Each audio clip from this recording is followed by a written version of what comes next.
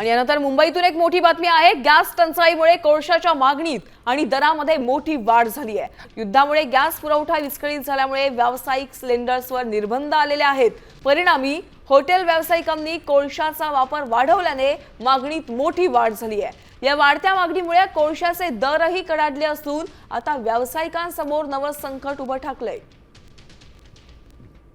तर या संपूर्ण परिस्थितीचा आढावा घेण्यासाठी आमचे प्रतिनिधी गणेश कवडे यांनी शिवडी इथल्या कोळसा कारखान्यातून आढावा घेतलाय।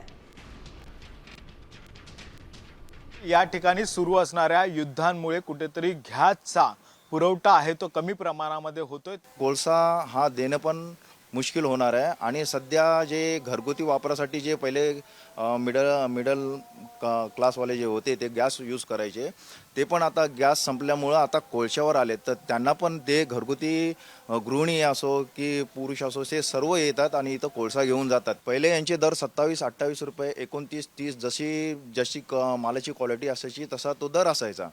पण आता सध्या जी आवक येते 50% आवक झाली, तर त्याच्यामुळं कॉस्ट आहे त्यांची वाढले, दर वाढले। व्हिडिओ जर्नलिस्ट रोहितसह गणेश कवडे, साम टीव्ही मराठी, मुंबई।